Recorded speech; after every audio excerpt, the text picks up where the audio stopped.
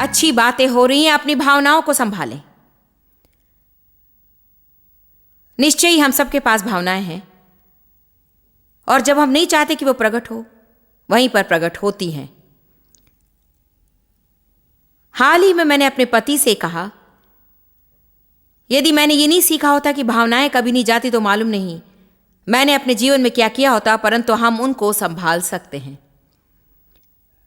मैं आपको वही मुख्य बात सिखाना चाहती हूं, क्योंकि मैंने अपने जीवन में कई वर्ष यही अपेक्षा में बिता दिए। काश मैं कभी क्रोधित नहीं होती,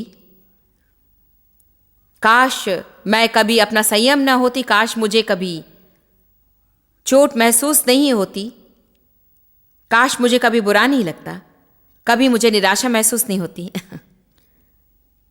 परंतु चाहे मैं कितना भी इनकार करूं, चाहे कितनी भी प्रार्थना करूं, और चाहे मैं परमेश्वर पर विश्वास करने की कोशिश करूं कि वो नकारात्मक भावनाएं प्रकट न हो, तो भी वे प्रकट होती चली जाती हैं।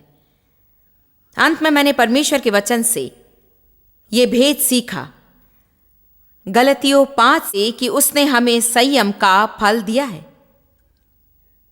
आत्म संयम सच में।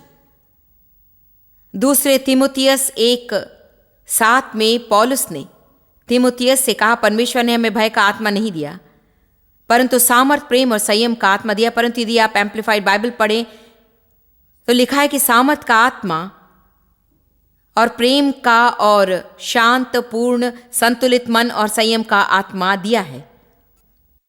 तो परमेश्वर ने सच में आत्मा डाला है, या एक फल संयम का आत्मा हम में है। अधिकांशतः लोग दूसरों पर नियंत्रण करने की कोशिश करते हैं, जब उन्हें खुद पर नियंत्रण करने की कोशिश करनी चाहिए। हालेलुया। सच में वो सामर्थ की आत्मा प्रेम और संयम या आत्मनियंत्रण की आत्मा है। सामर्थ तो शैतान के विरोध उपयोग करनी है, जो आप पर विजयी होना चाहता है। प्रेम दूसरे लोगों के प्रति है, और संयम तो अपने प्रति है। परंतु दुर्भाग्यवश लोग खुद से प्रेम रखते हैं, दूसरों पर नियंत्रण करते हैं, और गलत रूप में सामर्थ का उपयोग करते हैं। डर का आत्मा नहीं, परंतु सामर्थ का, प्रेम, संयम का आत्मा या आत्मनियंत्रण का आत्मा। मैं चाहती हूं कि सब लोग कहें, मेरे पास संयम है। यदि आप एक मसीह हैं तो आप कभी भी ये ना कहें कि मैं खुद पर नियंत्रण नहीं कर सकता हूं, क्योंकि आपका खुद पर नियंत्रण है। यदि आप चाहें और यदि आप अभ्यास करें, तब वो फल उत्पन्न होगा और बढ़ेगा। और आत्म संयम आपके जीवन में आपका उत्तम मित्र होगा। आत्म संयम ही हमारे जीवन में सब बातें सही रखता है। यदि आप गलतियों 5 में आत्मा के फल की सूची पढ़े, वो प्रेम से शुरू होती है। प्रेम, आनंद, शांति, धीरज, भलाई, कृपा, नम्रता, विश्वास और संयम। मैं शायद कुछ चूक गई, परंतु मैं मेरी बात कहूंगी। प्रेम सबसे पहले है, संयम तो अंत में है। परमेश्वर ने मुझे एक दिन कहा कि प्रेम इसे शुरू करता है और बाकी सब प्रेम में से बाहर आता है। प्रेम, आनंद, शांति, धीरज, परंतु संयम तो यहाँ अंत में है, और वो किताब के अंत की तरह है। आत्म संयम के बिना इसमें से कोई भी काम नहीं करेगा। एक और प्रेम और दूसरी और आत्मनियंत्रण। यदि हमारे पास आत्म संयम नहीं है तो फिर मैं शांति कैसे प्राप्त कर सकती हूँ? यदि मेरे पास संयम नहीं तो विश्वास कैसे पाऊंगी? यदि मेरे पास संयम ना हो तो फिर मैं नम्रता कैसे दिखा सकती हूँ? इसीलिए हमें सच में संयम के बारे में सोचना चाहिए, और हमें ये जान लेना चाहिए कि परमेश्वर हमें उसके लिए जिम्मेदार ठहराता है। वो हम में उसे डालता है और अपेक्षा करता है कि हम उसका उपयोग करें। तो मैंने ये जानना शुरू किया कि ये भावनाएं जिसे मैं कभी रखना नहीं चाहती हूँ, वो मुझसे कभी दूर नहीं जाएंगी, परंतु परमेश्वर मुझसे अपेक्षा करता है कि मैं उन पर नियंत्रण करूं, विशेषकर नकारात्मक भावनाओं पर। यदि मैं क्रोध महसूस करती हूं तो बाइबल कहती कि क्रोध करो परंतु पाप ना करो। यदि मैं अचानक क्रोधित हो जाऊं तो मैं उसके बारे में कुछ नहीं कर सकती हूं, परंतु संयम का उपयोग कर मैं पाप नहीं कर सकती, और मैं पाप को मुझ में से गलत रूप में बाहर आने नहीं दे सकती। इसे प्रकट करने की मुझे जरूरत नहीं, परंतु मुझे सीखना है कि किस पर क्रोधित हूं। और बाइबल कहती है कि हम मांस और लहू के विरोध में युद्ध नहीं करते हैं, इसलिए लोग हमारे शत्रु नहीं है। यदि मुझे किसी पर क्रोधित होना है तो शैतान पर क्रोधित होना है, जो लोगों के द्वारा काम करता है। मैं शैतान पर कैसे विजयी हो जाऊंगी? आप भलाई से बुराई पर विजयी होते हैं। यही तो बाइबल कहती है। इसे अच्छी तरह आप लोग समझ लें कि अपने शत्रु को आशीष दें। यदि कोई आपसे गलत व्यवहार करे तो आपको क्रोधित करता है, मगर आप कहें उन पर क्रोधित होने की जरूरत नहीं है क्योंकि वे मेरे असली शत्रु नहीं है, शत्रु तो शैतान है, तो फिर मैं शैतान पर कैसे विजयी हो सकती हूं? मैं अपने शत्रु को आशीष दूंगी। शायद आप इसे नहीं समझे। बेहतर होगा मैं इसे फिर से कहूं। ये सच में आत्मिक भेद है। रोमियो 12:21 तो आत्मिक भेद है। तुम भलाई से बुराई पर विजयी होते हो। कोई भी जो इसे करना सीख ले और अपने महसूसीकरण को अनुशासित करे कि उसके अनुसार करे और केवल उसके बारे में ही ना सुने, तो फिर आप अपने जीवन में महान महान महान विजय प्राप्त करेंगे, क्योंकि शैतान हमेशा आपको चोट पहुंचाने के लिए लोगों को भेजता है, और यदि आपको उनसे नफरत करने के सिवा कुछ नहीं आता है तो आपका जीवन व्यर्थ हो गया। आप कभी नहीं जानती कि वो कब आएगा। पिछले हफ्ते मैं एक सेमिनार से घर वापस गई और मैं थक गई थी। मैंने पूरे सप्ताहांत में काम किया। मैंने उसके पहले 2 हफ्ते भी काम किया, और मैंने किसी का पत्र पढ़ा जो मुझ पर क्रोधित थे, इसके उसके और उसके बारे में, और मुझे बहुत ही चोट लगी। मैं थक गई थी, मैं वो सुनना नहीं चाहती थी। तो मैंने अगले 3 दिन तक उस व्यक्ति के लिए प्रार्थना की। ऐसे ही आप शैतान पर विजयी होते हैं। खुद को बचाने की कोशिश करना व्यर्थ है। इससे कोई लाभ नहीं कि आप लोगों को बताने की कोशिश करके आप कितने अद्भुत हैं और वे उसे समझ नहीं पाते।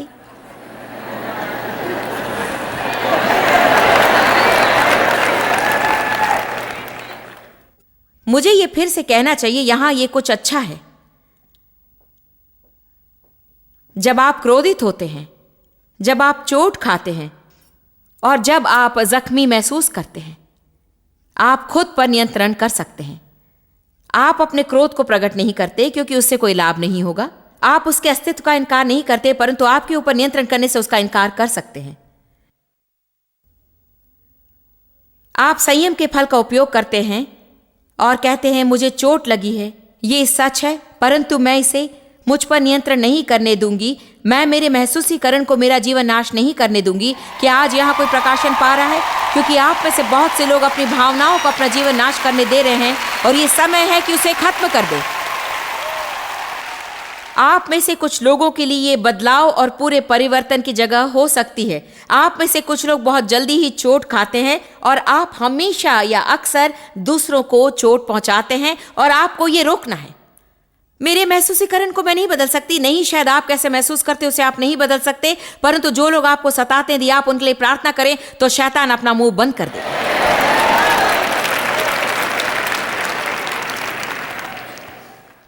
इसीलिए मैं इसे फिर एक बार कहूं ताकि ये जान लो कि आप इसे समझ गए हैं।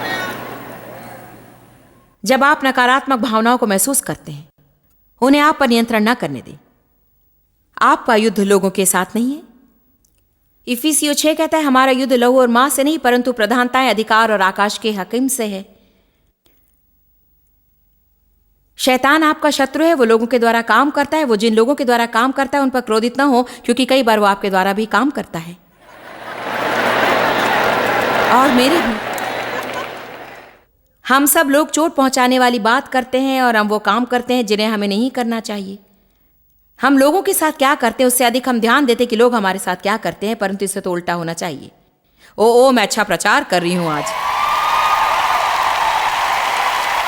और मैं बता सकती हूं कि आज हम उस कोने पर पहुंचेंगे। आमीन।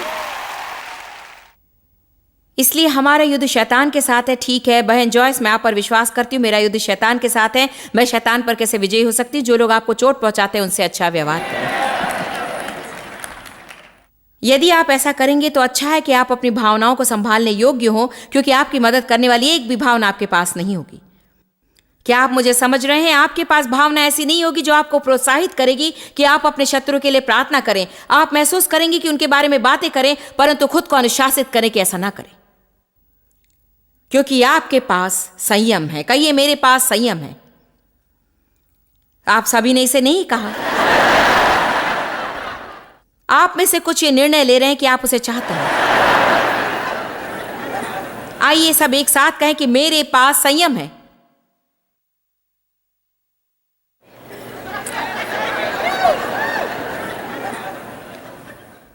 मैं अभी भी आश्चर्य करती हूं कि हमारी भावनाएं कैसे जल्दी बदल जाती हैं। यह मुझे चकित करता है। मैं अभी भी उसे समझ नहीं पाई कि मैं सोने जाते समय अच्छा महसूस करती हूं,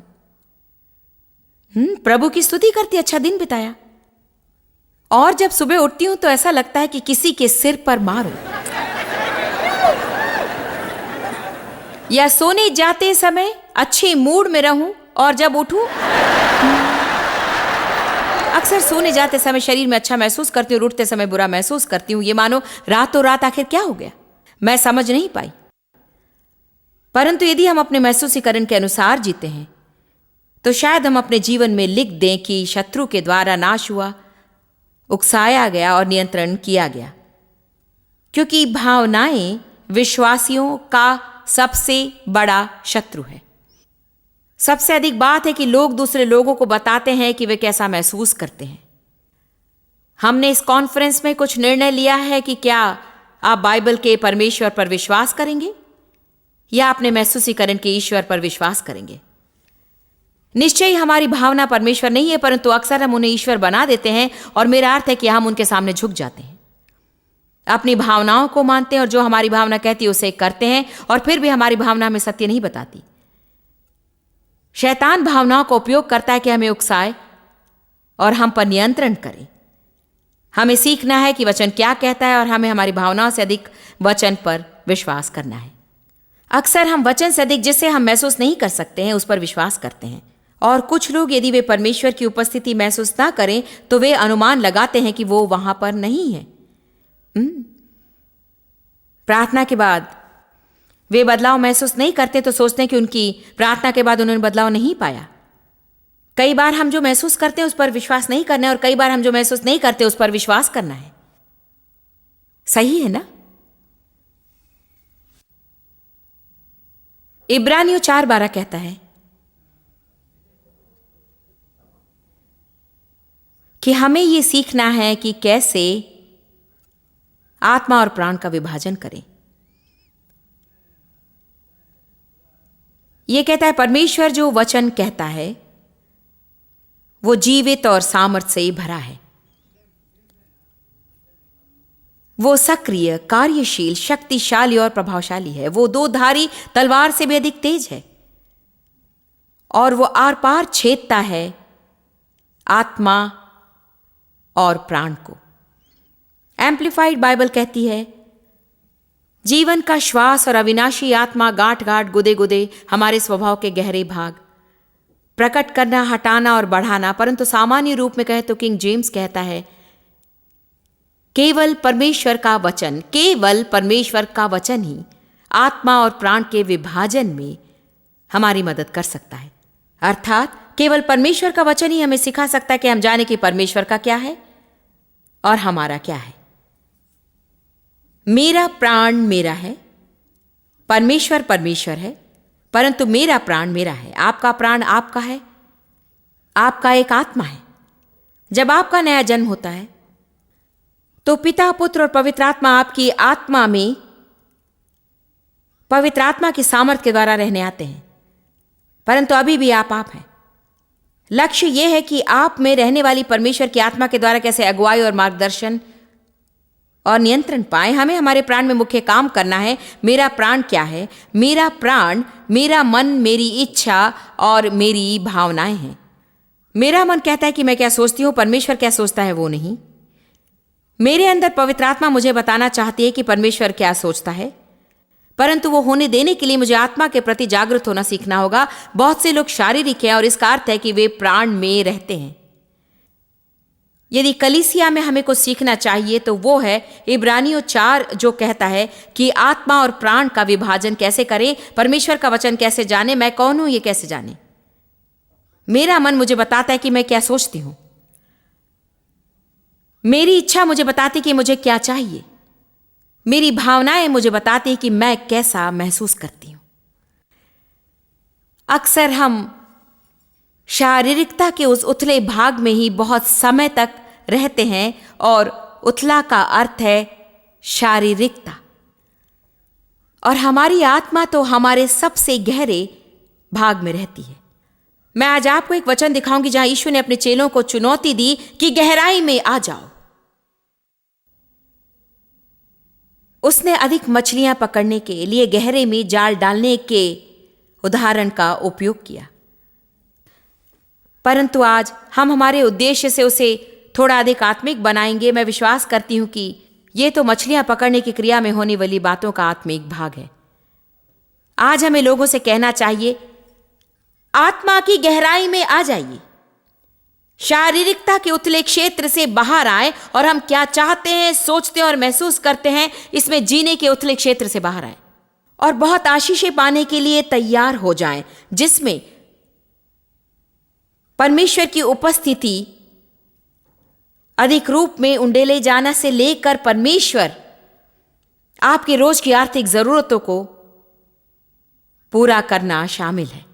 परमेश्वर आपको हर क्षेत्र में आशीष देना चाहता है। वो चाहता है कि आप उससे सुने और आपके प्रति भेद की और रहस्य की बातें जानें, बुद्धि और ज्ञान के बारे में प्रकाशन पाएं। वो चाहता है कि आप उसे जानें और उसके पुनरुत्थान की सामर्थ्य जानें, उसके मार्ग जानें, दूसरे लोगों के लिए आशीष बने। वो चाहता है कि आप तंदुरुस्ती में रहें, चाहता है कि आप संपन्नता में रहें और आप रचनात्मक हो, परंतु आप उसे उस उतले क्षेत्र में नहीं पाएंगे कि आप क्या चाहते हैं, सोचते हैं और महसूस करते हैं। क्या आप मेरी बात समझ रहे हैं? मैं चाहती हूं, मैं सोचती हूं, महसूस करती हूं, मैं चाहती हूं, सोचती हूं, महसूस करती हूं। आप खुद की सुनिए और दूसरे लोगों की सुनिए, खुद की सुनिए। इसलिए हम हमेशा इसके बारे में कहते हैं कि मैं चाहती हूं, सोचती हूं, महसूस करती हूं, मैं चाहती हूं, मैं सोचती हूं। मैं बताऊंगी कि मैं क्या चाहती हूं, मैं बताऊंगी कि मैं क्या महसूस करती हूं। और पूरा दिन भर, ये हफ्ते में 7 दिन चलता है कि मैं चाहती हूं, मैं सोचती हूं, महसूस करती हूं, चाहती हूं, सोचती हूं, महसूस करती हूं।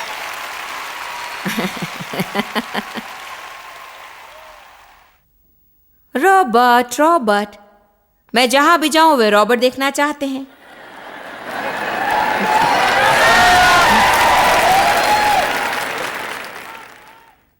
शायद अब मुझे ये करना महसूस नहीं हो रहा है।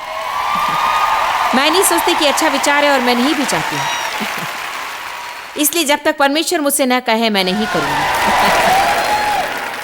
शायद कुछ समय के बाद, परंतु मेरी बात यह है कि हम इस क्षेत्र में जीते। मुझे चाहिए, मैं सोचती हूं, मैं महसूस करती हूं। और जब हम उन बातों में पकड़े जाते हैं, परमेश्वर जो चाहता है उससे हम चूक जाते हैं। आइए यूहन्ना 5:30 में 1 मिनट के लिए चलें और आइए मैं आपको एक अद्भुत वचन दिखाती हूं।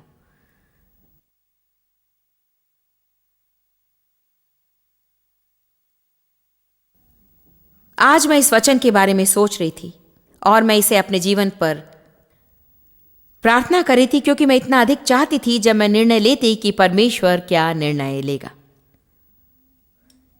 एक विश्वासी के नाते कि परमेश्वर क्या निर्णय लेगा, यह निर्णय लें, क्योंकि आप देखिए, हालांकि परमेश्वर कुछ चाहता है, परंतु यदि हम उसके साथ सहमत ना हो तो वो उसे इस पृथ्वी पर पूरा नहीं कर पाएगा।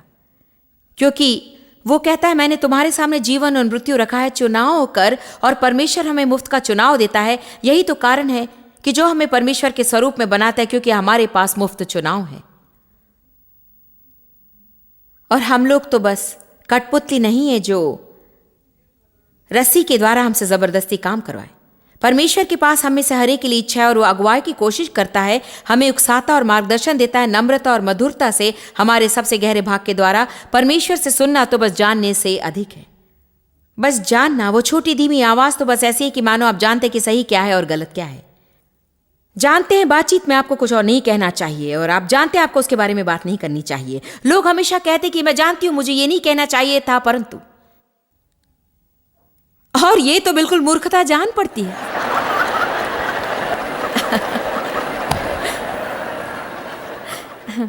मैं जानती हूं कि मुझे ये नहीं करना चाहिए था, परंतु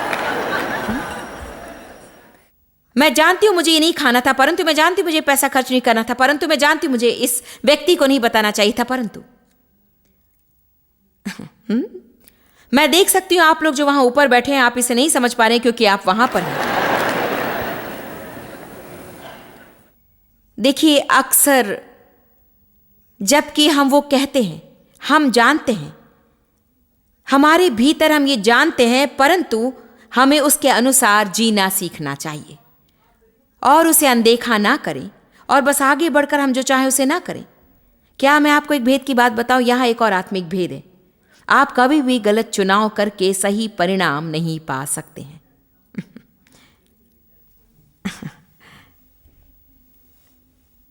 आमीन। और जुआरी वही तो करते हैं। वे सोचते हैं कि वे मौका ले सकते हैं, शायद मैं जीत जाऊंगा, शायद मैं हार जाऊंगा। परमेश्वर नहीं चाहता कि हम जुआरी हो, चाहता है कि हम निवेशी हों।